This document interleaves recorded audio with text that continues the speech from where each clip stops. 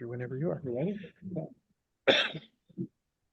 Good morning, everyone. Happy New Year. Welcome to 2024. I'd like to welcome you to the January 11th, 2024 Genesee Transportation Council Planning Committee meeting.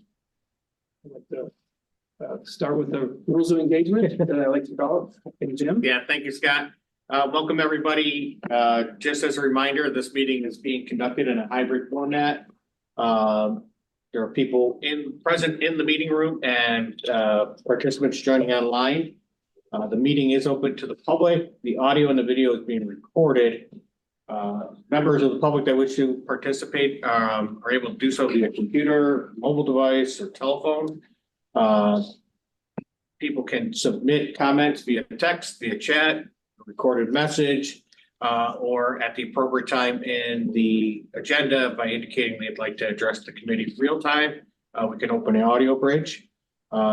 As tradition within our agenda for the planning committee, we have 3 different places for public comments. The video conference recording will be archived on the GTC site, and then meeting minutes, once they are approved, will be posted as well for later reference. So observers, those who joined from the general public, are able to access our page or our meeting through the publicinput.com page that we have set up. They may also call in toll free 855-925-2801, entering code 8148. If they want to send an email or text, they're able to do that as well. And with that, here's the agenda. Okay, thank you, Jim. So I'd like to start off with a call to order. So, Joe, Roll call. sure, roll call, please. Genesee County, Tim Hens. Present. Livingston County, Angela Ellis. Here. Monroe County Legislature. Ontario County, Bill Wright. Orleans County, John Papinetti. Here. Seneca County, Jill Henry. Wayne County, Kevin Rooney. I'm here. Wyoming County, Devin Blue. Yates County, Douglas Rapoli. Monroe County Executive, Tom Fries. Tom Fry here. Monroe County Planning Board, Isha and Lynn. Yes. Monroe County Supervisors Association. Monroe County at large. Scott Lewis. Yeah, we know. City of Rochester Mayor, Richard Perrin. Representing virtually, thank you. Rochester City Council, James Smith. Rochester City Planning Commission, Kevin Kelly. Rochester at large, David Riley. Here. Jim, can you advance the slides? Oh, sorry. Sorry. Genesee Finger Lakes Regional Planning Council, Richard Sutherland. Yeah. Rochester Genesee Regional Transportation Authority, Miguel Velazquez. Eric Farr representing. Empire State Development Corporation, Stephen Golding. New York State Department of Environmental Conservation. New York State Department of Transportation, Chris Reeve. Joel Kleinberg representing. New York State Thruway Authority, John Bozer. Federal Aviation Administration, Evelyn Martinez. Federal Highway Administration, Ben Fisher. Federal Transit Administration, Jennifer Terry. Here. Oh, yeah. Here. Thank you. Thank you. I did notice on the participants, Jason Rear from Seneca County Planning. We do not have him as a designated alternate yet, but we'll coordinate with Seneca County on that. And we have a few people in the room. Right. Yeah. There's folks that could, in the room, that would mind introducing themselves that weren't started, and we'll start. Lori, Lori Marr, Genesee Transportation Council. thank you. Charles Reed, Genesee Transit Council staff. Isha Nin, Monroe County Planning and Development. Richard Summerlin, Genesee Finger Lakes Regional Planning Council. Tom Fries, Monroe County. Scott Leathersich, Monroe County. Tim Stack, Genesee Transportation Council. Cody Donahue, Director of Policy and Advocacy for Reconnect Rochester, Public. Joe Lavenzi, GTC. And Silvatella, City of Rochester. David Riley, City of Rochester. Angela Ellis, Livingston County. Kevin Rooney, Wayne County Highway. Okay, thank you, everyone. Next up is the public forum. It's an opportunity for and members for the public to address our committee before our proceedings today. So is there any questions, comments, or input? We don't have anybody with the questions online, but we do have at least 5 or 6 people viewing. Great, okay, all right, So thanks, there will be Laura. another public forum at the end of the meeting if anybody would like to submit a comment or address. Right, okay, thank you. Next up is the approval of minutes. We have minutes from the November 9th, 2023 Planning Committee meeting that are up for approval. And what I will entertain first is a motion and a second. And again, I'll remind our members online are welcome to do those actions as well. So is there anyone going to move the minutes? Gotta make a motion. Thanks, Tom. I need a second. I'll second. Thank you, Angela. Are there any comments, questions, or revisions that anyone would like to make of those minutes? Okay, hearing none. Again, with the hybrid format, we'll do it by consensus. So if there's anyone opposed, please say so. Hearing none, minutes are passed. Thank you. Next up is announcements and old business. Turn to Jim.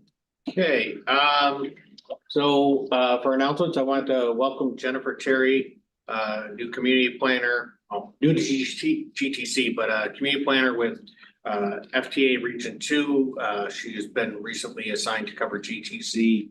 Had a nice introduction with her earlier this week. She is replacing Uzoma Nukwe as our contact, although he's still at FTA handling other regions. Okay, welcome, Jennifer. Also, with this meeting, Ishan Lin is now representing the Monroe County Planning Board after Rochelle Bell's retirement. I'm also happy to announce that Pat Gooch has been named planning manager, replacing Rochelle, and he'll remain a designated alternate to the committee. Okay. That brings us up to our actions items now. We have a couple of Unified Planning Work Program actions and is it acceptable to group these as a one vote or should we keep them separate? Well, this Yeah, separate because we have one as for public review, one to scope board. right, okay. So we'll do these as separate actions. So first one is approval of the classification of the fiscal year 2024-2025 Unified Planning Work Program tasks and the draft fiscal year 2024-2025 Unified Planning Work Program for public review. Jim, I understand. Yeah, I Pitch in for Jody. Bear with me. I wanted to make sure I wasn't going to interrupt the PowerPoint with my notes coming up on screen. So the Unified Planning Work Program, or as we refer to it as the UPWP, is the program of federally funded transportation planning activities undertaken by GTC staff, our member agencies, or other jurisdictions in the 9-county region. The fiscal year 2024-2025 UPWP will support activities beginning April 1, 2024 through March 31st, 2025. And projects that are included in the current UPWP that are not completed as of March 31st will be rolled over into the next UPWP. By way of background, we solicited proposals on September 8th. The deadline for applications was October 13th. And the GTC staff worked with the UPWP Development Committee, which consists of representatives from member agencies in our regional core. And they helped us review the applications and prioritize the projects. We had about $1.1 million available for new projects, and we got 18 applications requesting about 1.3. So we'll notice on the project list a couple of projects that were not recommended for funding. And this is what we typically do, where we'll provide a list of all the projects were submitted and whether they were recommended or not. So folks, the public has a full picture if they'd like to comment. The UDC met in November and December, and it did, their efforts resulted in that recommended projects list. It was in the meeting package, and that is what we're requesting approval to go out to public review on. We've also included a full draft of the UPWP document. This sets up the full amount, and I apologize, Jody's not well. I don't recall, oh, she's on, but I can't recall if we put up the full document for review as well. Yes, Jim, we do. We put it out. Okay. We put out the whole document. Okay, so we're putting both the project list so people can see it in isolation of the new request. And then in the full UPWP, so they'll see what is carrying over and what is being added and get the full picture. All UPWP applicants, I'm sorry, I should jump ahead on a slide to show you the projects. So these are projects are presented by the applicants. Several are routine. The land use monitoring report, IX location. These are activities we do year after year. Something new on the land use monitoring report. GFL staff wants to develop and publish a data dashboard, taking the historical and new data and develop tools that make it easier for people to visually see information on development patterns. We're also adding population forecasts out to 2060 that are used by county planning departments, by DOTs. We're developing projects and they need forecasts. We use it in our travel demand model and in our long range transportation plan. Another project that is, I think, kind of interesting. Many of you are probably aware New York State Thruway has designated detour routes when they have to make closures. Right now, there is limited coordination when closures go into effect. The other agencies that now take on that traffic are impacted. So we're looking at what can we do to help improve that communication? What can we do from a technology standpoint to help guide motorists? We've also reached out to our counterparts in Buffalo and Syracuse because sometimes major impacts really compel drivers to make a decision much earlier. You recall a while back, there was the explosion at the Canadian border. It was Thanksgiving weekend, and there was concern of potential terrorism. Thruway, all the international crossings were shut down. Well, drivers need a decision point before they get to Niagara Falls. We have had storms that have shut down the Thruway, and maybe they make a decision in Syracuse to head south on 81. So what the idea is focus on our region, but also share results with neighboring regions for decision points further out. Working with NISDOT, we're going to look at Route 20A in Wyoming County in Warsaw and the truck routes and have circumstances changed? Is it still necessary to have the truck ban that's in place? Can something different be done to lessen the detour that trucks have to take? Again, working with NISDOT, Mount Read Boulevard corridor study. The City of Rochester will be involved in this. It's an update to a study that was done about 20 years ago. Mount Read Boulevard has a big industrial area, but also opportunity for resurgence. But the operations out there are pretty unique, I would say, with frontage roads and main roads. And if you're not familiar with it, you can easily get mixed up. So is there a way to simplify that? And then working on a few active transportation plans out in the region. One of the other things that's going to be really interesting in the City of Rochester is looking at alleyway reactivation and conversion program.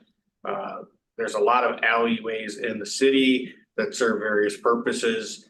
And the city wants to examine how can they improve functionality, maintain access for businesses that need them, reactivate them in residential areas, perhaps convert them to something else, but city wants to get a handle on that.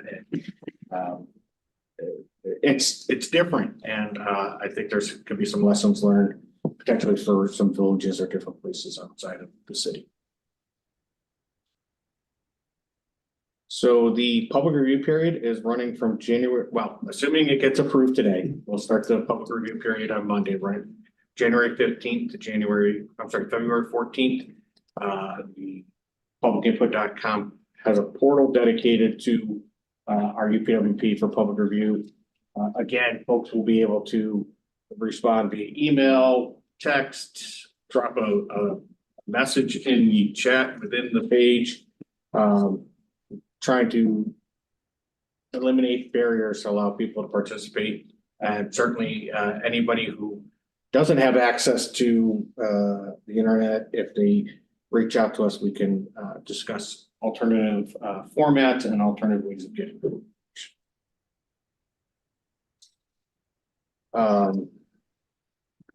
So I should have also mentioned within the package, there was for each unit project, we identified suggested classification from the staff in our public participation plan.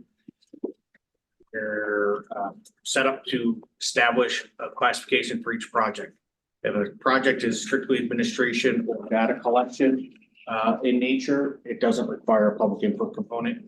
But if it's a policy or planning that could result in recommendations that could affect the public, we require a public input component. So for each project, you'll see in a classification. So I'm asking to approve the classification and then approve a document for public review. The advantage of doing classifications now is that project sponsors can come in as early as April. Years ago, we used to not have the classifications until April or May, and that delayed any opportunity for projects to get started.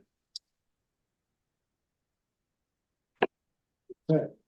And the timing of this is hopefully without any problems, we'll get this approved at the UPWP approved at the next committee meeting in time for the board meeting. Yes, thank you for reminding me. So the UPWP will come back to the group for the February meeting on February 15th with any comments we receive. And then this committee will make a recommendation to the GTC board for them to consider at their February 29th meeting. Assuming everything is approved, we'll be able to then distribute it or send it up to our state and federal partners by March 1st, which is what they request so that they can get all the agreements and all the financial mechanisms in place so that everything is ready to move on April 1. Okay. And be official. Good. All right. Thanks, Jim. Okay, can I have a motion to approve? I'll move it. Thank you, Angela. I'll second it. Kevin, thank you. Second. Okay. Are there any additional questions or comments that anyone would like to bring up at this time? Okay, hearing none, we'll approve by consensus. Is there anyone opposed to moving the classifications and the UPW for public review forward? Hearing none, okay. That is passed. Thank you all. We'll be out to the public on Monday. Yes. Okay. We got everything ready to go. The legal notice has already been requested and we'll get materials out. We'll be live on Monday. Beautiful. Okay. Thank you. Next item is action concerning consideration of UPWP project scope of work. Task 7707, the Interloop North Mobility and Development Strategy. And Ann DeSalvatella is here to walk us through that. Thank you, and good morning, everyone. I'm Ann DeSalvatella from the Department of Neighborhood and Business Development with the City of Rochester. And I appreciate this opportunity to present on this project. I'm presenting today on the Interloop North Mobility and Development Strategy work scope. It is a land use development study that we intend to conduct alongside the design phase of the Interloop North Realignment Project. We intend to review possible future land use for different segments of the 20+ acres that will be created as a result of the project. And in particular, review the transportation and mobility aspects that may impact the future use of those development parcels. The Inner Loop North project itself is a $100 million transportation project that is currently in the design phase. It is a realignment project that will transform the remaining segment of the Inner Loop Highway to restore the city grid. It has been identified that the completion of that project will create significant opportunities for infill development and green space along the former expressway, approximately 22 acres worth of land, according to the 2022 planning study for that project.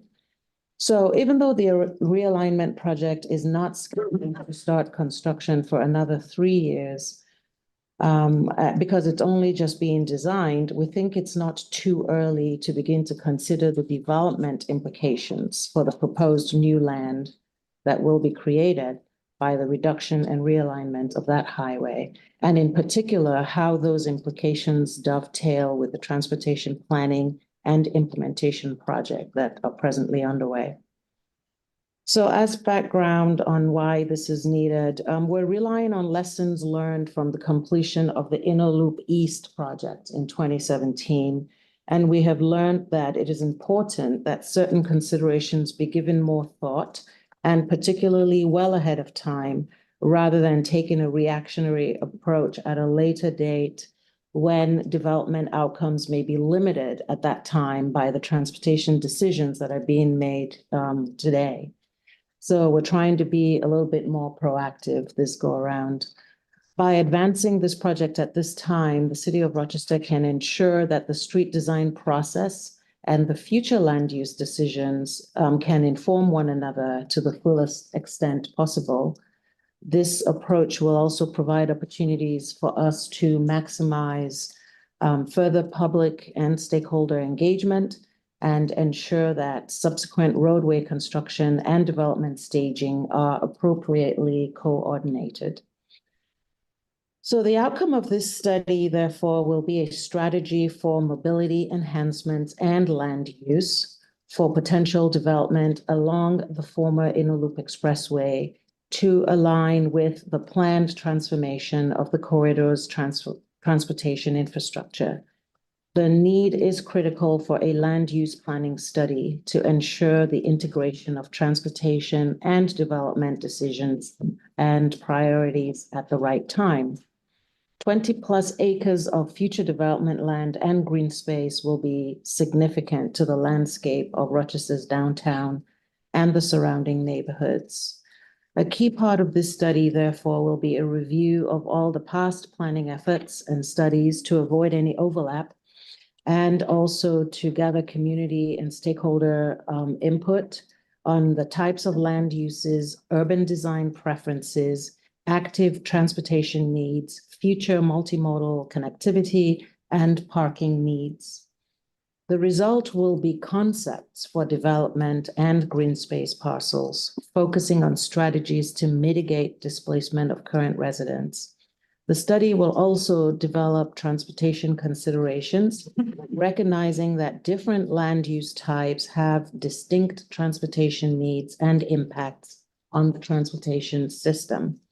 So this brings consideration to things like curb cuts, curb space management, access management, circulation, multimodal connectivity, shared mobility and transit hubs, EV charging and parking, including on-street parking and parking in the public right-of-way.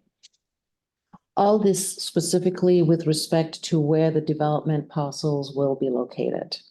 We also wish to evaluate the potential of a stitch trail, which is a concept presented in the 2022 planning study, and we wish to evaluate its relationship to the to-be-created development and green space parcels.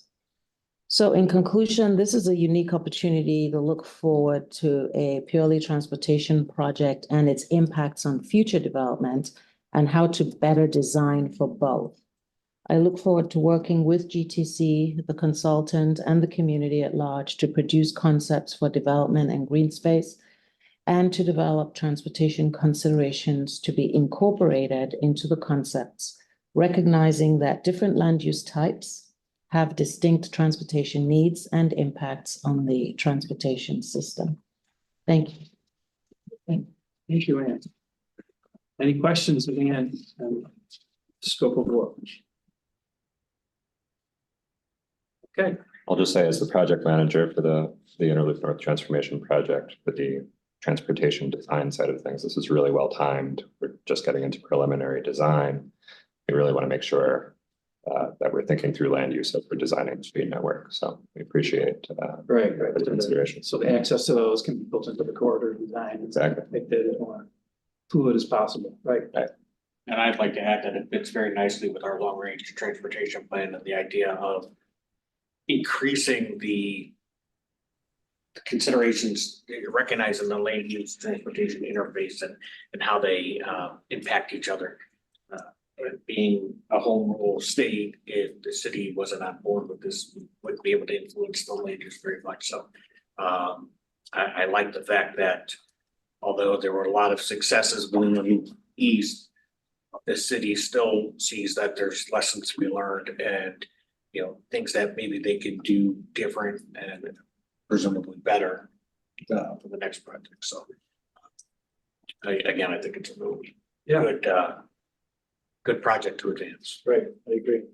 So what's the project timeline when you anticipated the study would begin? Well, if this is approved today, we're going to be able to kick up right away with an RFP, working with GTC to get a consultant. Right, started right away. Yes, so about a year.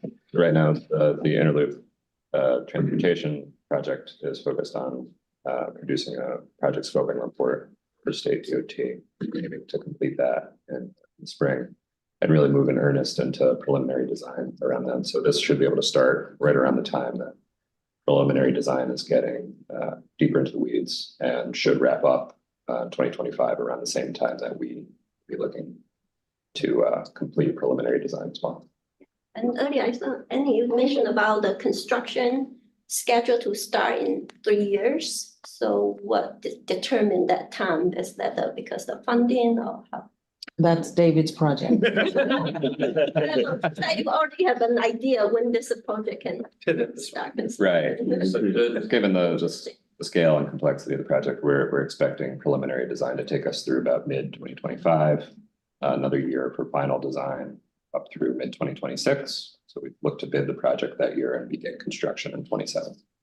So very exciting. Very.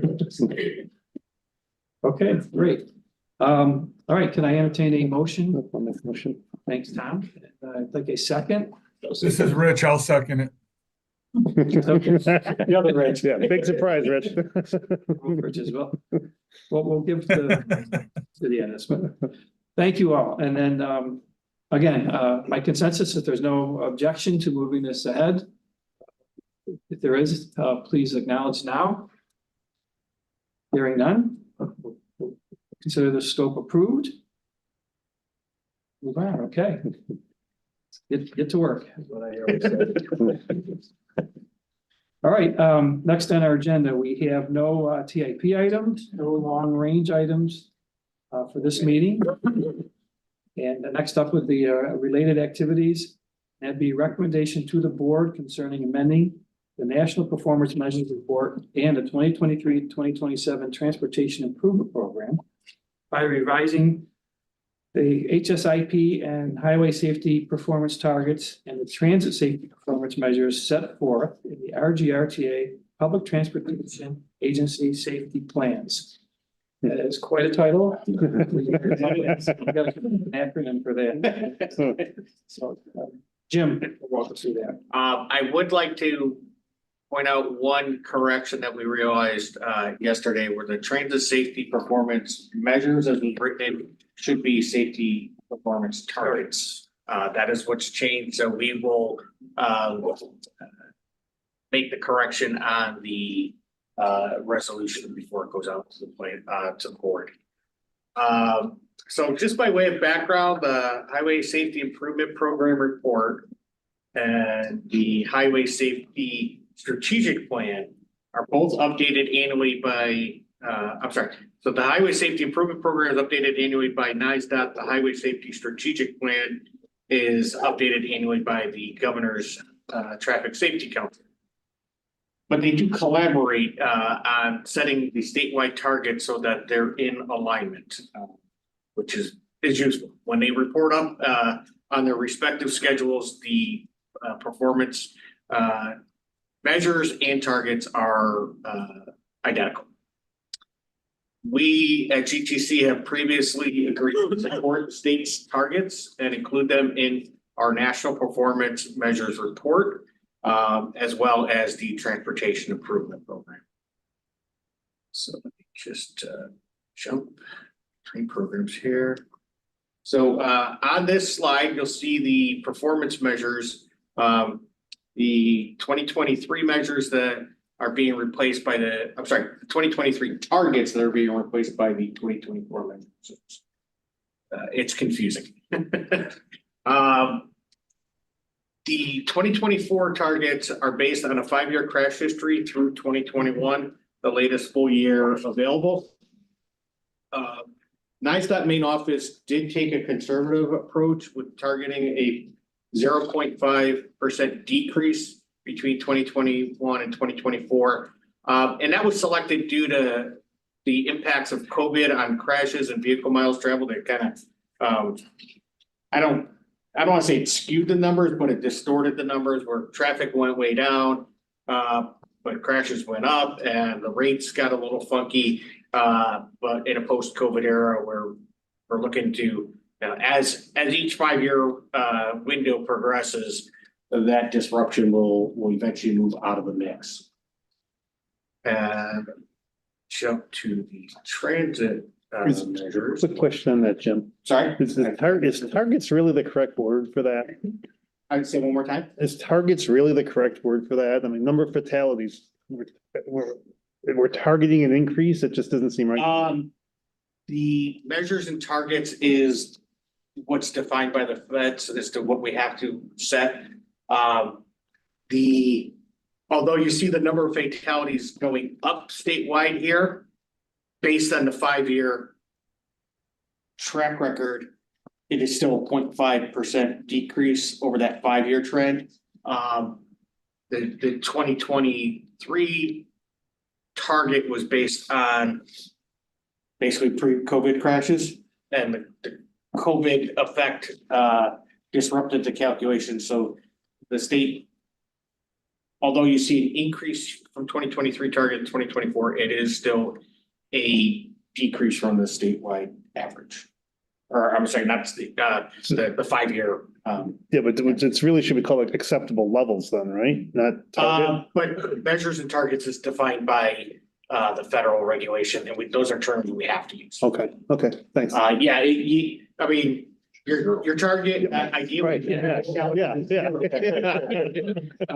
Yeah, I guess that's the goal. Yeah, the goal is 0, but the target is to try to be a little more in line, but yeah, it's terminology that we're locked into. Okay. Benchmark.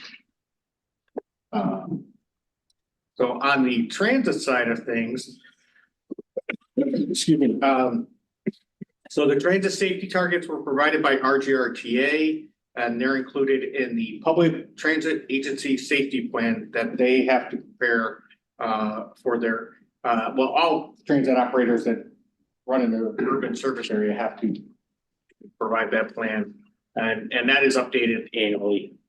In December, the RGRTA Board of Commissioners approved the 2023-2024 Public Transportation Agency Safety Plan, PTAS. And again, GTC has previously agreed to support RGRTA's targets and include them in the National Performance Measures Report and the current tip.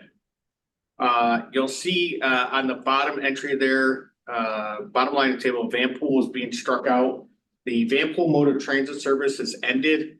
So it's being deleted from the RGRTA's National Transit Database profile. So there's not gonna be a future target. If we're able to, bring Vanpool back into the mix, that will change in the future. That was another program that I think got, it was struggling a bit anyways, and then COVID, did it no favors. But maybe in the future, there's a different model we can use.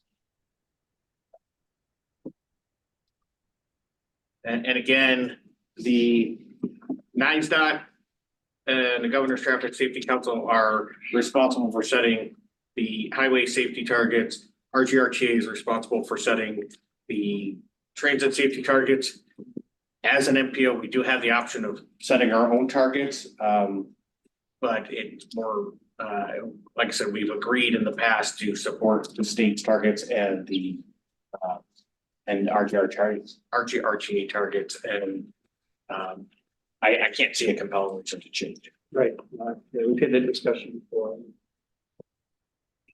Okay, thank you, Jim. At this time, I'd like to entertain a motion and a second to approve this, recommended to the board, I should say. Joel Kleinberg, so moved. Thank you, Joel. Okay, Joel, thank you, and I'll second. Angela will take your second. Thank you. All right, any additional questions or comments or input on this? All right, by consensus, we'll adopt this unless there's any opposed. Is there any opposed? All right, thank you. So recommend this to the board. Thank you. For the next meeting. All right, thank you, everyone. Brings us to our reports. First up is the status of UPWP projects. Okay. This is what we traditionally do. We start off with GTC. For GTC strategic planning, we've been talking about our new office space needs, proposals for the new office space were due to our broker by the end of the day yesterday. The management team at GTC will evaluate the proposals and then coordinate with the GTC executive committee to select the new space. Since the last meeting, Jody, Joe, and I toured, it was 6 buildings. Some had multiple spaces. We sought proposals from owners of 4 of those buildings. They're still generally the downtown area. So we will see what they come back with, and then the pros and cons of each. The broker is helping us by sending out an RFP that, all right, we want you to answer these set of questions, and then they'll sort of digest and interpret, so we're comparing apples to apples, because every developer has a little bit different way of doing things, and some buildings the rent includes utilities, some you pay separate. There's a lot of different nuances, and that's what the broker is helping us with. On the long range transportation plan, no activity report. The Genesee Finger Lakes scenario tool. We had an inquiry from Tom Harvey at Ontario County Planning earlier this week about just seeing if the tool is still available and if they can access it. They're considering a couple different ideas for some scenario planning. And once they develop those ideas a little bit more, GTC staff will work with them on getting some scenarios through there. The staff technical assistance field data collection within the former Village Alliance. Joe, can you get rid of the word supervisors? That was a leftover from last time. The data collection is complete. As a reminder, the focus is on the sidewalk condition and prioritization for improvement. When the village is dissolved, the town took over all the infrastructure, but they need a prioritization on bringing the sidewalks up into a state of good repair. The data has been uploaded to Deep Walk, which is the company we're working with. You recall back in November, I talked about they have an app that basically uses the iPhone and LiDAR to Charlie walk down the sidewalk. It was snapping pictures and getting light ranging. light equivalent of sonar or radar to paint a picture of what's going on out there. After quality control by a person looking and making sure there's no data gaps, they have essentially AI, machine learning, analyzing all the data, looking for violations of ADA and PROAG, which is the pedestrian right-of-way accessibility guideline. Did I get it? It's probably the first time I've gotten it right. So we expect to have the results back this month, and then we'll work on providing a report to the town of Lyons. One of the other things that's going to be interesting, we have an opportunity just by coincidence. NISDOT is doing a paving project out on 14 in the village. And as part of that, they took the traditional approach of going out and looking for potential ADA concerns. So we'll be able to share the data, the results we get on the overlap area with NISDOT, and they'll be able to do an assessment of how well did the automated screening compare to the experienced engineer that did the field work. It'll be nice to see what comes back of that if this is something that comes back with quality results, it could be quite a labor savings for our member agencies and others as they go through assessing for ADA. A lot quicker to just walk down the sidewalk with a phone than it is to keep doing spot checks with a smart level and a tape measure and all the different things. So still to be seen how good it's going to be. It's a pretty new technology that hasn't even been on the market a full year yet. So household travel data collection. So GTC staff worked with our travel demand model consultant. And we've talked about these big data sets in lieu of a traditional household travel survey. So we want to understand how best to integrate those into our travel demand model. One of the things we're looking at is our traffic analysis zones may be too granular to get quality data. So we're looking at doing some consolidations. For those that are familiar with census, you can compare this to census block groups versus the full census. There's certain data that's just not good enough at the time it does block group level, or it's even suppressed. So we might have to do some consolidation to make it make sense. But yet we'll still, we'll do it to the smallest area that makes sense so that we have a good use of the data. Our active transportation program, at the last meeting, I was able to share that we had learned about additional bicycle boulevards outside of the city, namely in Irondequoit and Brighton was the other one. So Charlie has been able to connect with the staff at those towns and get information about the location of the boulevards, bicycle boulevards, to incorporate our inventory, but also trying to just, how can we be better informed, better in the loop?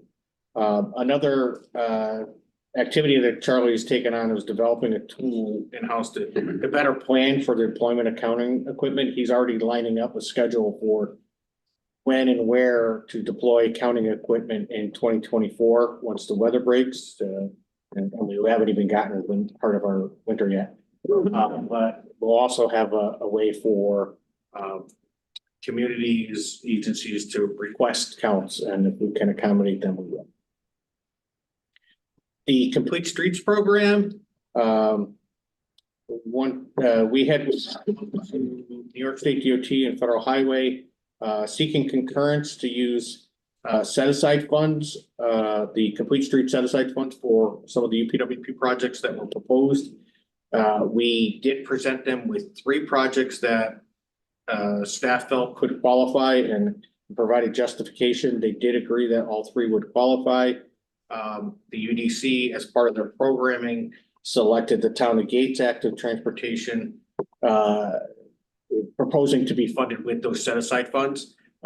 This way, the project in its entirety can have one federal source, and we're not, we have to track our set aside funds, separate from our traditional planning funds, and it would be way too complicated if a project had more than one federal fund on it. So Town of Gates fit nicely with the amount we had available, and there's still a balance left to be able to do different kinds of data analysis, data collection in support of complete streets. One example would be we have a MeoVision, basically a camera on a telescope would go out there. It takes video of what's going on an intersection or a bike trail or whatever, and we send that off for data processing to pull information out. Well, there's a fee associated with that data processing. So if we're doing a project in support of a complete streets effort, we can use the funds from this set aside to pay for that processing. Safety planning, I'm happy to report, and we'll report more later in the meeting. We were informed that our Safe Streets and Roads for All grant that was submitted on behalf of the entire region was funded. So we now have added a standing item on the agenda under reports. Following UPWP, it'll be what's going on with the SS4A. So I'll save my my pitch for that one. Regional Safety Plan, again, with the successful SS4A award, staff is going to work to determine how best we could support the SS4A project, and then come back to the planning committee in the future. You may recall this was the effort where we tried to get a regional safety plan ahead of the Safe Streets and Roads for All application. And we had 0 responses from the consulting community. We tried to rework things, focused a lot of efforts on the SS4A, and then Alex left our staff. So the project did not do what we originally hoped it would do. So now the thought is, can those funds be used to augment and support the SS4A if there's anything we missed, if there's anything that makes sense to make a more robust regional safety program. If not, you know, we'll have the planning committee can make the decision to basically free up those funds for next time, but I didn't want to prematurely lose that opportunity. Security and resiliency planning, no activity report this time around. The Genesee Finger Lakes Regional Resiliency Plan, standalone document. The RFP is nearly final. We have a planned release a week from tomorrow, on January 19th. And that was primarily to limit overlap with some other RFPs that we were floating and having to advance. The 2024 eclipse planning. Yeah, for those who haven't heard yet, we got an eclipse coming on April 8th. Total solar eclipse. So what we've been coordinating, working with the Rochester Museum and Science Center, trying to compile known viewing locations. And basically, we cut it off at December 31st. What do we know about the location and anticipated scale of what I call sanctioned events, where, you know, there's somebody actually sponsoring it, whether it's a municipality, a business, a not-for-profit group, so that we can then use that information in doing some travel demand modeling and try to anticipate where the biggest congestion is going to be, primarily during the exodus following the eclipse. With it being on a Monday afternoon, we expect people will roll in over the weekend, but if 2017 patterns hold up from that eclipse, the vast majority of people will leave within 2 hours of the event ending, and a big chunk of that within the 15 minutes. So there's going to be challenges. So we have had requests from State Department of Transportation, Monroe County Department of Transportation, Monroe County Office of Emergency Management about some of the opportunities. And then when some of the other agencies heard about that we were doing something, like, hey, anything you can share with us would be appreciated. We'll probably end up sharing with the Thruway Authority as well. You know, it'll be interesting because, yeah, as we've said, we're not competing to the west. we have a big lake to the north, so the bulk of our traffic is gonna be heading east, southeast, and south when it leaves. Depending upon the timing of how long people wait to leave Rochester or how long it takes them to get down to the thruway in Victor. Kind of, and a confluence with folks coming from Buffalo. That could end up being a pretty big choke point if the way from Buffalo is meeting the way from Rochester. That's going to back things up 490, and those are the kinds of things we're trying to anticipate. So that we can get proper warning out to motorists, that we can, agencies responsible for responding can pre-deploy resources in a more efficient way if they can anticipate where the problems will be. Next week, on January 17th, we'll be co-hosting a presentation to the aviation sector. Ray Tour from the Leroy Airport and Lori Marr will be talking to airport operators, the small aviation airports. We learned from National Task Force and a woman from Perryville, Missouri, Trish Ersfeld, who's been helpful and come to Rochester, share her experience. Was it 400 airplanes they had tried to land at their little airport? Yeah. So we're trying to get the airport operators here aware of what's going on and, hey, top up your fuel so you can increase your fuel sales on that day. And where do you have tie downs? People might have, I don't know what the wind will be like. So just trying to get the aviation community aware of potential impact. I've been asked to join a panel at the National Operations Center of Excellence on January 30th to talk about our planning activities. There'll be some other folks talking about different activities related to the eclipse. And this is folks that do traffic operations at GS, so that's the audience for that. And just in my connections with the National Task Force was recognized that things that we're doing in Rochester could help others, so that's why I was asked to do that. We also have other upcoming presentations already scheduled. Thankfully, Laurie has taken on most of those responsibilities. My Institute has asked us to talk about it, the Wyoming County Eclipse Task Force and University of Rochester Medical Center, one of their employee events.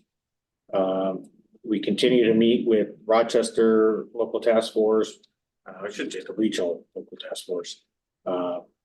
Monroe County and other county emergency management offices have invited us to participate, and we're happy to share what we can.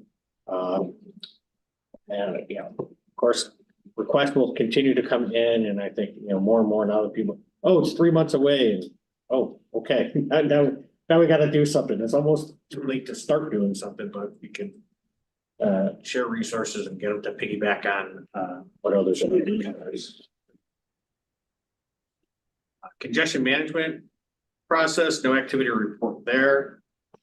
Travel time data collection. This is the subscription we have for a company called INRIX that provides data on movement. Sometimes you see the traffic maps on TV that how well the traffic's flowing, and a little thing in the corner will say data provided by INRIX. Anyways, NISDOT has been using some of the information we are able to get from INRIX to monitor and evaluate impacts of traffic signal timing patterns. And Joe, please correct me if I'm wrong. The sense I got is that they might try making some tweaks and then see what the impacts of those tweaks were. In part, yeah, based on my data, yeah, in part, yeah. So we're glad to have that put to use. It's a lot of data, but since we don't have very much congestion in our region, our analyses have been mostly post events. Something big happened and closed down the highway. What did people do? So I'm pleased that NISDOT has found a way to try to use it as almost like a before and after. Like, hey, we're going to try a little thing. What was the effect of the change? Route 96 over Route 14, no new activity to report. Consultants plugging away at their efforts. Transportation Performance Management Enhancement Project. This is a project basically that's going by the wayside. The initial thought, if you recall, a while back, I talked about cross-asset evaluation of management. And it really, what we found was nobody's doing this on the regional level. It's pretty much state level. So as of March 31st, that project will come off of the UPWP and the funds were made available as part of the UTC program that I talked about earlier. The Greater Rochester Transportation Management Association feasibility study. Contract execution took a little longer than we expected. There was some changes to the language that the consultant had requested, and we needed to involve legal and risk management folks to make sure that the changes they were asking for would work. The contract was actually signed earlier this week on January 19th, and a notice to proceed was, I'm sorry, January 9th. The notice to proceed was sent out yesterday, January 10th. So that will be making progress. Regional freight plan update, a stakeholder engagement plan was provided to GTC staff on December 5th, and we did provide some feedback. One of the challenges there is always getting the private interest, shippers, receivers, trucking companies, and hoping, you know, with some other efforts building on what Monroe County's done with their intermodal study and what we've been able to do in the last regional freight plan, engaging with some different freight concerns that we'll have a better level of input this time. Regional Trails Initiative update. We've had internal discussions moving along on doing our next Regional Trails Initiative update after the weather breaks. We're expecting to be able to bring the scope of work to the planning committee at the February 15th meeting. We're pretty darn close. And it helps that we have an active transportation planner on staff now. We had a gap for a while. That's it on the GTC projects. All right, thanks, Jim. Any questions of the projects Jim presented? Okay, brings us up to Genesee Finger Lakes Regional Planning Council. Richard, guide us through anything else? So in terms of the regional land use monitoring report process, the yearly project, we anticipate sending by the end of January, sending out our surveys to all the municipalities across the region looking for their permit data. So that will happen this month. In terms of the last mile or less, we've been outreach to try and identify communities where we can do trainings with them to help, you know, look at their site plan process, review process. That hasn't really occurred. So at the February 15th meeting, we'll be coming to close out the overall project. But if there is communities, you know, across the region that you give on the call can identify, please reach out to them or to us, and preferably to us, and we'll start those discussions. In terms of the regional alternative fuel vehicle infrastructure tool project, we met with GTC staff yesterday. Shouldn't say we. I was unfortunately had to miss the meeting in the end. But the idea is that Jenny Lowenstein was meant to be working on that project this year. Fortunately, the EPA's Climate Pollution Reduction Grant program was created, and that has taken up majority of her time. So that project really hasn't progressed the way we had intended. We are looking at, and we've outlined the staff that GFL is bringing on new staff in Q1 this year, and it would be anticipated that one of our new roles would take over this project. One of our new roles is a sustainability planner, so that would fit well within that job position. So we're kind of looking to progress the discussion about pushing this project into the next fiscal year. And that just is- so folks know, that project was new to the current UPWP. So at this point, we were originally expecting things had gotten started, but we were not expecting completion till, I think it was listed as August of 24. So we're really not too far behind, but GFL staff was very forthcoming. And there's still a pretty good likelihood that we will be able to wrap it up, say by March, or say February of 2025. It still keeps it within the same fiscal year that it was originally intended to end. So it's not like, we don't expect as of now that'll go to the 2025-26 UPWP. It'll still land in the fiscal year it was originally intended. Sorry, I get mixed up with the calendar year with. Yeah. That we work with here. Well, your fiscal year is a calendar year, our fiscal year is April 1. City's fiscal year is July 1, and the federal fiscal year is October. I know. It's all good. Well, fiscal year is going on, you know, all of us. So yeah, that's the update on that project. Okay, thanks, Richard. Any questions? Okay, Livingston County? Angela, I don't know if you want to talk about this or you want me to? Well, that looks pretty accurate. Well, it should be, I got it from my staff report. The only thing I would add, I guess, is I think comments are due by the 19th. Is all, so it's been a great process and yeah, hopefully we'll be able to close that out next month. Okay, great. Thank you, Angela. Next up, Monroe County. I can start with the land use monitoring report. We finished the year 2022, and at the beginning of next month, February, we will start to do the community outreach to get project update for the year 2023 report. And I'll just add that since both Richard and Yishan mentioned the new cycle kicking off for the February meeting, we'll put a separate line for calendar year 2023 as opposed to get. So there's less confusion about what is closing out, what closed out and what's moving forward. But then come the April meeting, the 2023 will be gone from the charts. Yeah, the reason we have to wait here February, it's just so we have to wait for our project review project in December to all complete. We have 30 days to review the project. So we will want to make sure we have all the project completed in the December 2023 in order to start compiling all the data together. And I will continue with the 6534, the M-word. So the project has since dropped, so we can take off the list. And the active transportation plan this also has been closed out. Okay. For the Yeah, the high action location program, we have two projects that are in the initial scoping phases. 10 projects are ready for field review. We're going to be going out in about 2 weeks, looking at that.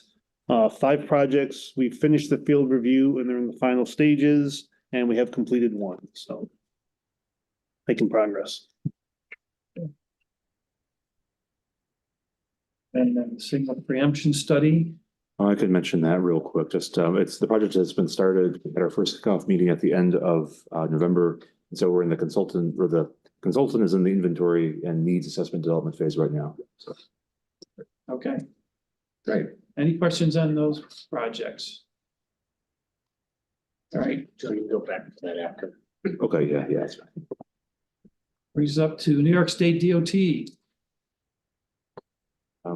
I can jump on this real quick unless but under 5903, that project is done. The 6110 RFP was released on December 15th. We've distributed 17 packages so far, and then proposals are due on January 19th. And I'll be working with NISTAT to review those proposals. And then under 6216, this project is almost finished. We have a complete final report. The steering committee members are reviewing that for any final minor changes. But again, we expect that this will come to this committee for closeout next month. So. Okay. Thank you, Joe. Ontario County. So I'll talk about this one. So as noted up on the slide, the draft of the inventory and analysis technical memorandum was distributed to the steering committee on December 21st for their review, and any comments are due back by tomorrow. So that is moving along. Okay. You? City of Rochester. I can provide these, the ADA right-of-way transition plan, as the notes say. RFP is out, proposals are due towards the end of the month. Seems to be a lot of interest in this one, which is great to hear.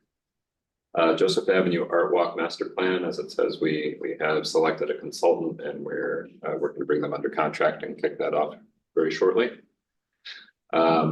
Riverway Trail completion study, I can defer to Jody, who may have more information than me, but as far as I know, that is all current. RFP out, also due in the near future, and generating some nice interest. Yeah, I'll just add, I put the updates in there because GTC has been working with the city and taking the lead on the RFP. So, but yes, that Riverway Trail, that is the status. RFP is released on the 15th. Proposals due February on December 15th, with proposals due February 2nd, and that's gained a lot of interest. Provided 38 packages to consultants. So. See if we get 38 proposals. I hope. We just discussed the Interloop North mobility and development strategy. So thanks again to everybody's consideration on that one. And active transportation master plan, as it notes, we closed it out at the end of this past year.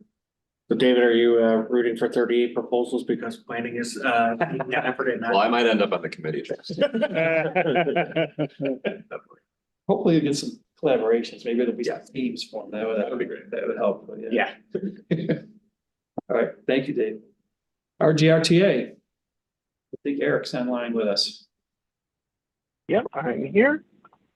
Thank you. So for task 8534, DICA completed the data collection in November, and they're currently compiling said data.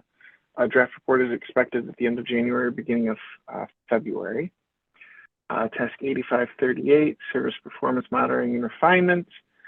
Service performance monitoring meeting was held on 12/16 with another one planned for January 17th. Those will move towards recommending changes come our April pick. Task 8543 is complete. Task 8544. They remain on schedule. They've begun, VIA, who's the vendor that's working on that, has begun presenting some draft recommendations. And a full report is due shortly. And then 8553, sorry, is also complete. All right. Thank you, Eric. Any questions of Eric? Okay. Brings up Wyoming County. I did mention it earlier, but both Devin Blue and James Bragg were not available today. They are having a department head meeting with the new county manager today. So, you know, good reason not to be here, and looking forward to meeting the new county manager and them going forward. With regard to the priority investigations locations, we reported last time that this project had originally had proposals several months ago, and those project consultant evaluation had not progressed. Essentially, it was GTC staff had not made the progress they needed. We did give all the consultants an opportunity to either reaffirm what they submitted last time, submit a revision to their scope and fee, essentially update their proposal report and withdraw. All five firms did resubmit, and the consultant evaluation is underway right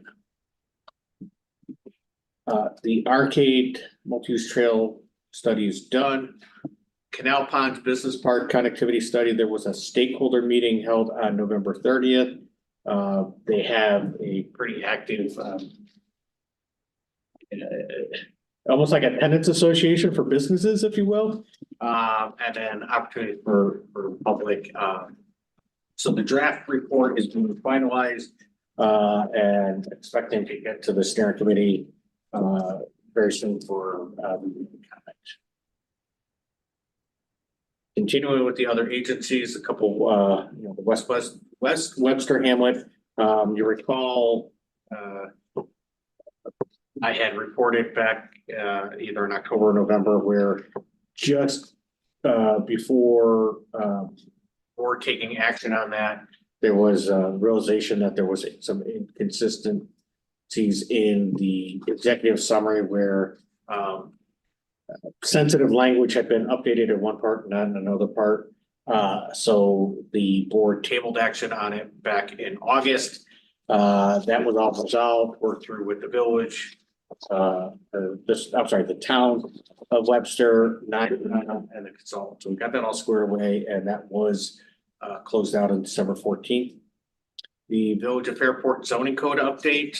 The contract for that was executed on December 19th. The holidays kind of got in the way of a kickoff, but a project coordination meeting was held with the consultant on January 9th. The Village of Warsaw Active Transportation Plan, a final project advisory committee meeting was held on November 30th, and the draft final report is nearly complete.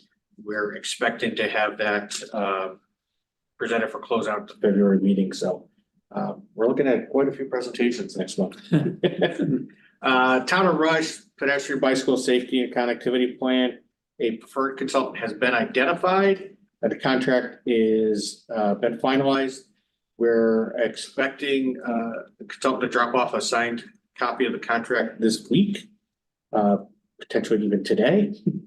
And then we'll get the signatures from RGRTA so we can fully execute the contract and issue a notice to proceed as soon as next week, but certainly this month. I think that's the last one. Yep, that's the last one. All right. Thank you. Just any questions on any of those before we move on?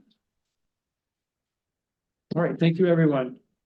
Next up is the status of the SS4A project. Yeah, so this is our big exciting news. We had worked through this committee and our stakeholders, member agencies back in the summertime and submitted an application on July 10th for the Safe Streets and Roads for All program. We were notified on December 13th that our application was selected for funding. We were awarded the full amount of 1.75 million about, when coupled with local cash and in kind from each of the 9 counties in the city of Rochester. We're up to nearly $2.2 million for a project. We expect this to be a 4-year program. The grant was structured in such a way that you can take up to 5 years to spend it down. We structured a 4-year program in case anything goes wrong. We're not cut off from any outstanding funding. We do expect the bulk of the work to happen in the first year.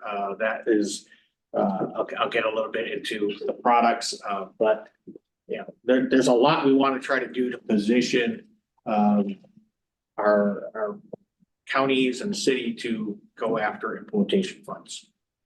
One thing that's going to be new for us is direct recipient agreement between Federal Highway Administration and GTCS Inc. is our corporate entity for contracts. This is a host agency. We've never had, well, I've been at GTC since 1999 and I've never heard of a direct recipient agreement with them. But RGRTA has a lot of experience with that. So they're going to be very helpful in us. This will not be the traditional funds flowing through New York State.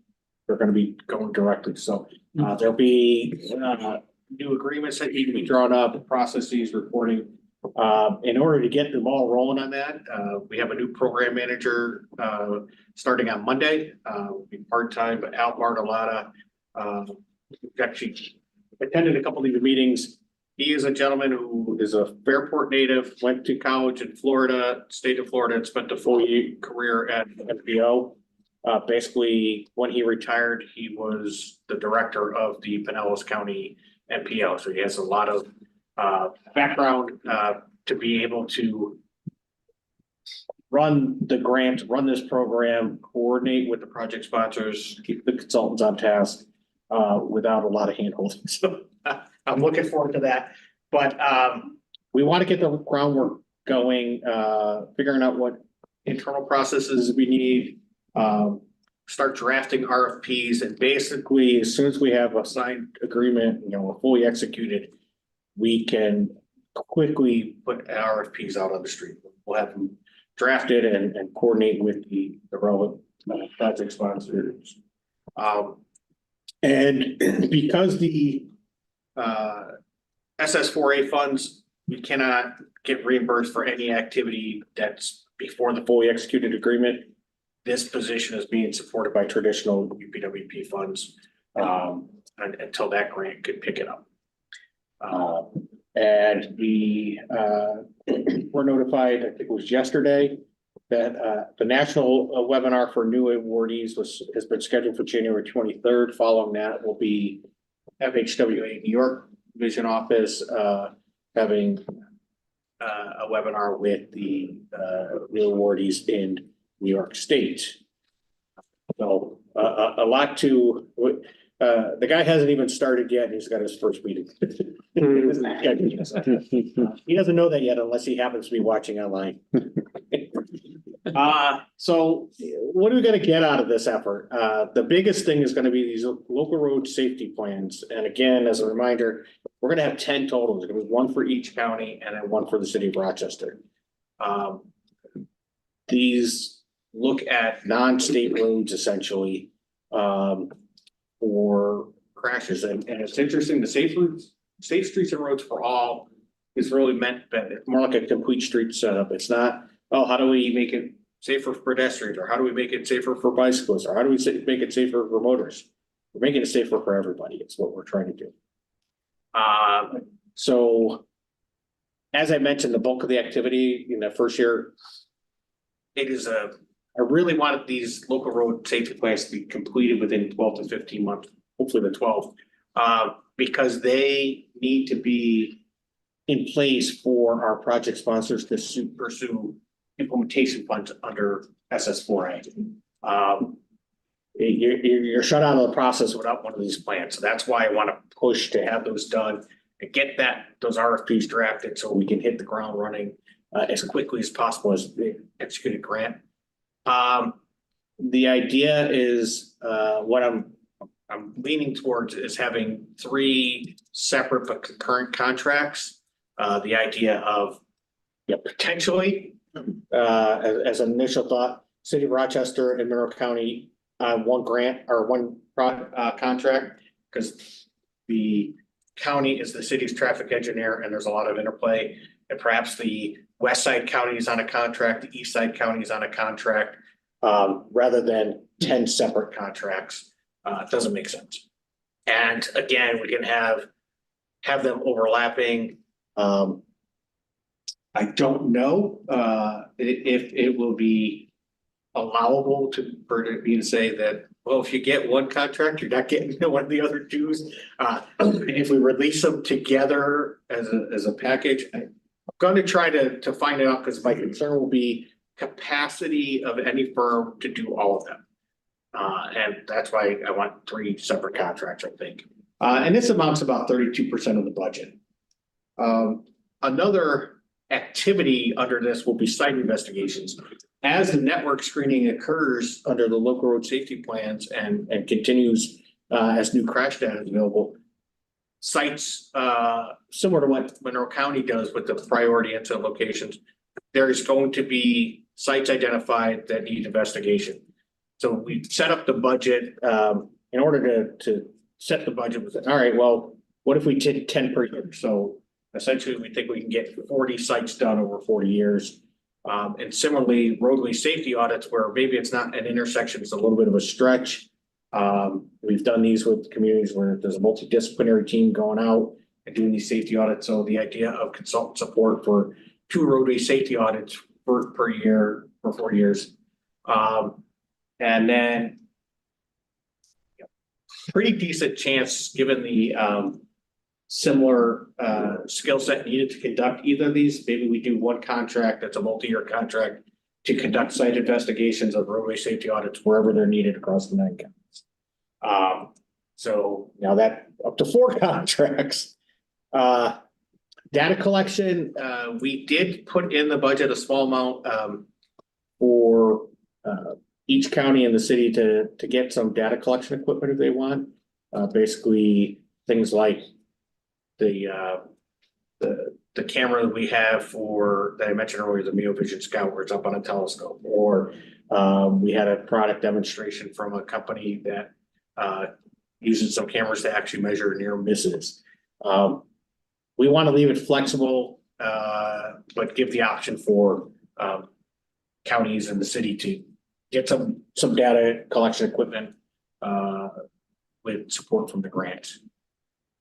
Engagement, community, public, however you want to call it, but the idea of having involving stakeholders throughout the community.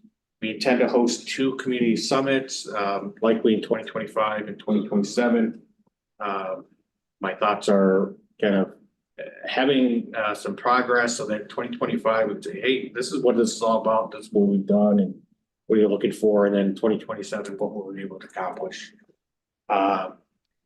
We'd also have in the original proposal was to establish a safety advisory group. So basically, we're going to need a steering committee for this, and it's the counties that are participating, but somebody has to take care of logistics of meetings and providing support. So the idea of facilitating that was also written in, that potential to provide support to county traffic safety boards or the community groups where we're providing information, providing some logistics. Obviously not taking over any of that, but the interplay between the Safe Streets and Roads for All and the local road safety plans that have to have interaction with the traffic safety boards. We want to be able to support that. And I'm thinking this will probably end up being, say, a multi-year contract with somebody that can provide those support services. Reconnect Rochester has been a partner on various things over the years. It was written into the grant to provide funding support for the Complete Streets Makeover. This has been a successful program. In February, Mary Starpoli was here. She talked about what they accomplished in the city of Rochester. And this is, you could use the phrase urban tactical urbanism, but basically going out and demonstrating, can we put temporary things in and see how does it affect traffic and could it make things safer? But every year it's an effort for them to find funding support. So we wrote it into the grant to have predictable funding support for their staff for 4 years.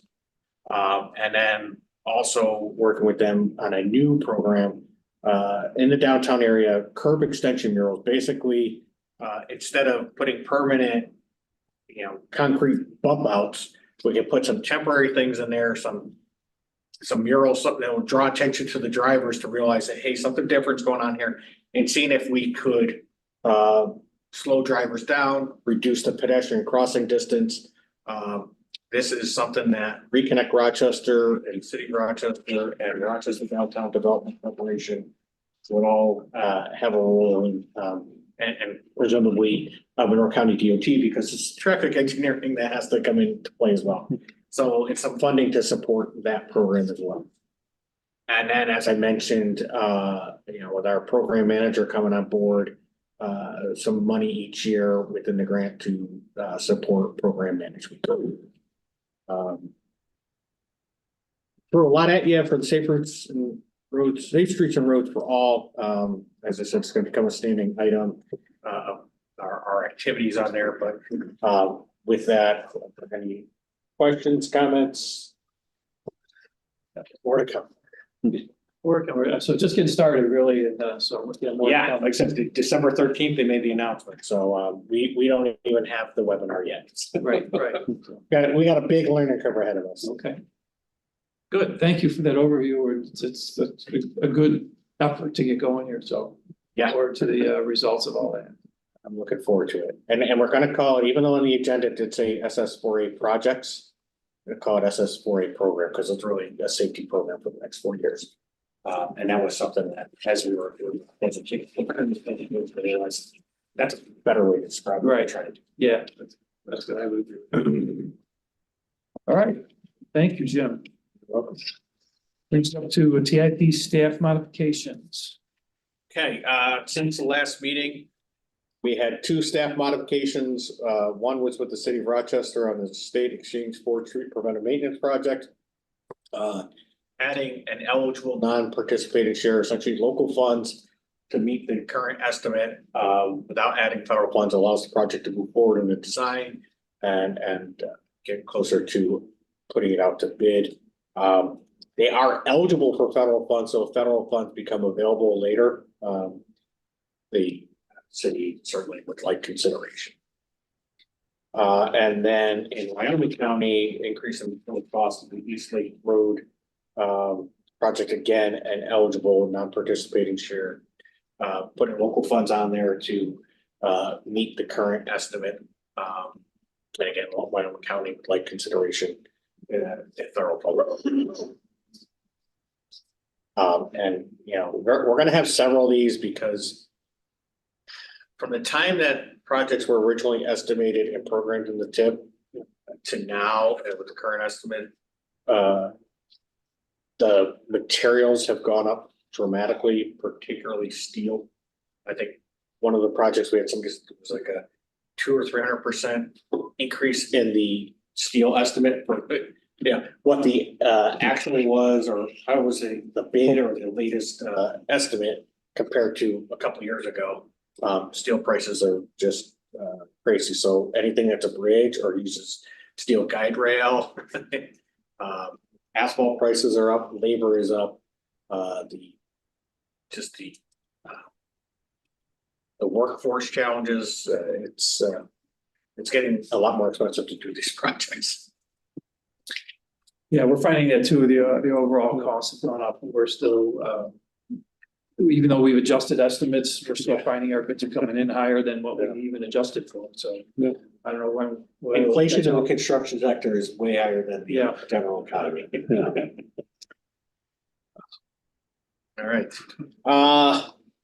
Federal legislative and funding update. Yeah, so not really anything on the legislative side. Well, I guess federal budget legislation is still legislative, but the current the federal fiscal year 2024 federal budget, which started October 1, 2023, goes through September 30th, 2024.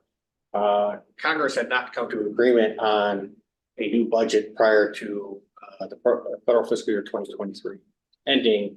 So they had passed a continuing resolution in late September that the president signed that funded all 12 of the appropriations bill through November 17th.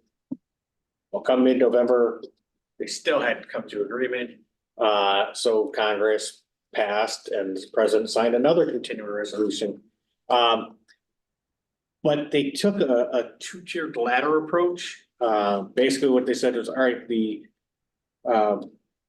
housing and transportation, agriculture, energy and water programs, and military and veterans affairs. So 4 appropriations were had a continuing resolution through January 19th. The other 8 appropriation bills had continuing resolution through February 2nd. This laddered approach is very unusual. It was something that the House Speaker moved forward, Speaker Johnson, to try to make something happen. I don't recall it ever being done that way, but so we'll see what happens. Still haven't settled on a new budget.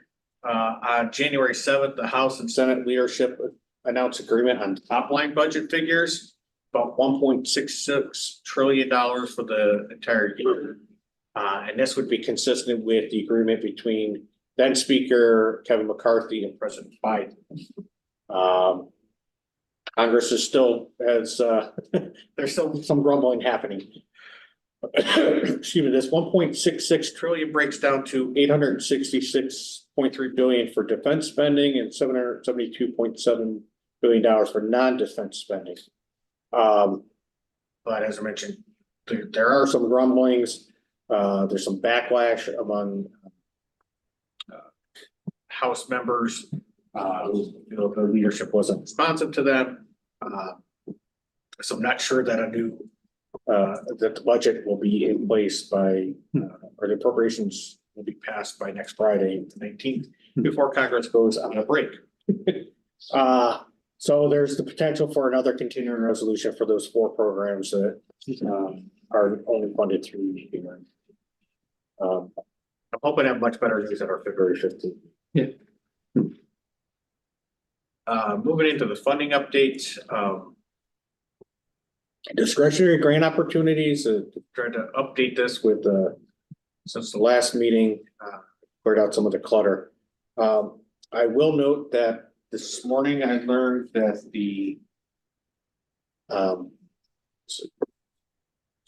the charging and fueling infrastructure, basically the electric vehicle, there was a solicitation a few months ago, and I had mentioned how the list was pretty big and minimum project size.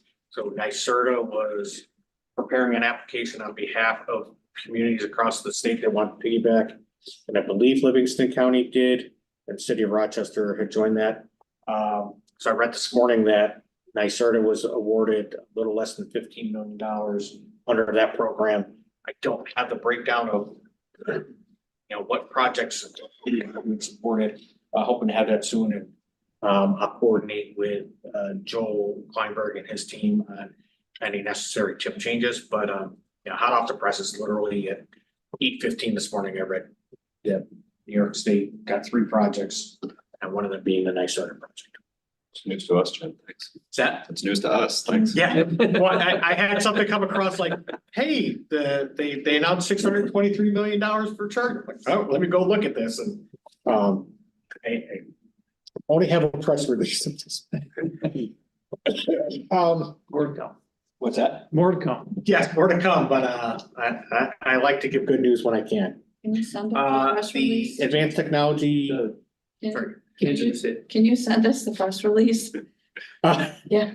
Yeah, I haven't even printed or anything, but Yeah. it was, I had to search online for the federal highways. Okay.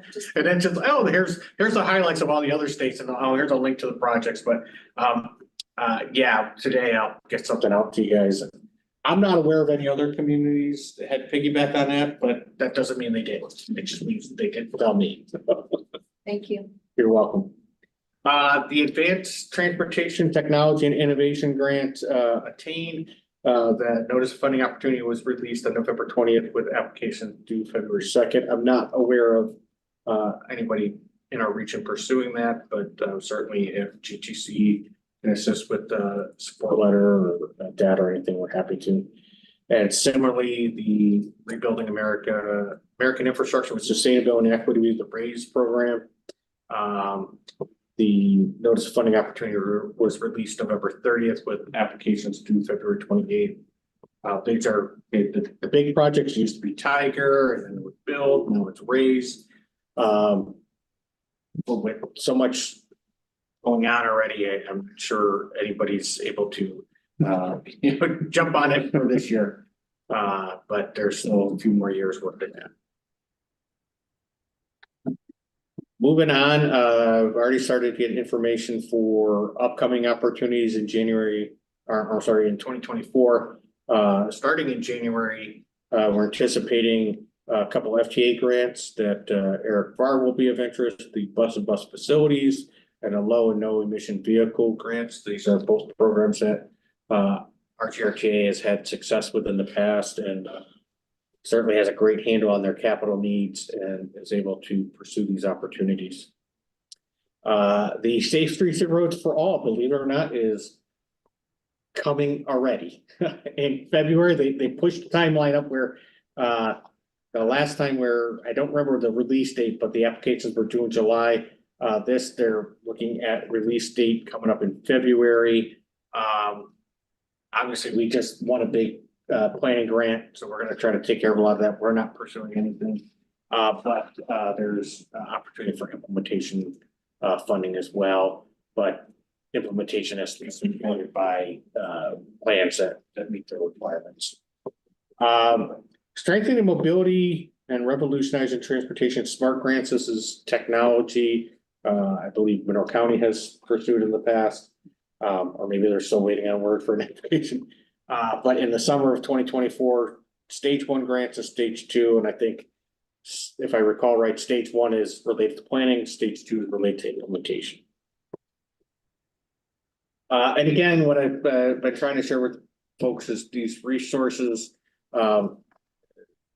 U.S. Department of Transportation has done a nice job of getting the information about when notices of funding opportunity will be released, so we can anticipate that. This DOT Navigator can help you identify potential funding programs, situation. Really nice in that they've developed a checklist. If you're going after discretionary grants, here's the things you should have before you can start your application. And with a commitment to supporting projects in rural areas and a portal dedicated to that. Okay. Thank you, and overview, Jim. So now we're on to other GTC matters. I don't have it. Right. Public engagement highlights. We really just had a couple since our last meeting in November, and they were both at the city. So thanks for doing your good outreach on that. And again, if you have anything, we're happy to help amplify your outreach. Brings us to member agency and other partner updates. David, did you want to give an update? Sure. Thanks for the update earlier on the S648 grant, Jim. The city also has received a Safe Streets for All grant. We submitted for a larger implementation grant with supplemental planning and demonstration activities. We did not receive the full implementation grant, but we did receive funding for planning and demonstration activities. So we're thankful for that. We requested a debrief and we plan to resubmit for an implementation grant. But in the meantime, we're anticipating a little over $3 million for a few different projects. One is a follow-on to our active transportation plan, or actually several are. One was doing some additional planning on an implementation strategy for a bicycle spine network that is recommended in the active transportation plan. The plan lays out some suggested routes, but a ton of guidance on how we can implement that in a cost-effective and efficient manner. So we'd be doing some additional planning there and thinking more about routes. We'd be doing a number of pedestrian area safety focus plans that are recommended in the active transportation plan as well, about 25 of them across the city. Also, as part of the bicycle planning, we would be trialing out different materials for protected bike lanes. We are using low profile concrete barriers on one project, but we'll try out a few different materials kind of on a limited basis to see how they work out, how they hold up, whether they can potentially remain in place during the winter weather, which is always a big challenge for winter maintenance. And last but not least, we are looking to develop a more detailed plan to understand what it would take to enhance snow and ice removal on sidewalks, bus stops, multi-use trails, and dedicated bike facilities as well. Something we already work hard on. The city does sidewalk plowing, but we're always looking to improve and trying to better understand what equipment and operational needs we would need to kind of take it to the next level. So just want to provide an update on that. Okay. Good. Thanks, Dave. Thank you. Anyone else? Okay. On to new business. Is there any new business? Not from GTC. And I assume no, none from any other agencies, okay? Lastly, this brings us up to our second public forum. If there's any comments or questions from the public based on what we did today. Oh, that was just refreshing. No public comments. We did have one person call in via the public hotline though. So that was good that we were able to provide that. Okay, We did have we have 3 people viewing right now, but there've been more. gotcha. But Okay, that's For those that are viewing, thank you for sticking it out. yeah. All right, thanks for the update, Lori. All right. If there's no other business, then we'll entertain adjournment. Our next meeting would be February 15th at our new time, 9:30 at this location here. And any items that you would have for that meeting are being requested to be submitted to GTC no later than Friday, February 2nd. And I just want to thank everybody for adapting to the new start time. It was adjusted for everybody. And it's like a reminder, like, oh yeah, we got to make sure we get out there, but everybody showed up on time. That was great. And the reason we've had to adjust the start time is there's a standing conflicting meeting in this room that starts at noon. So we'll have to be cognizant of post-meeting checks. Yeah, make sure we clear out so they can get in. But all right. Thank you, everyone. I hope everyone has a good 2024 and off and running. Thank you. Thank you. Thank you.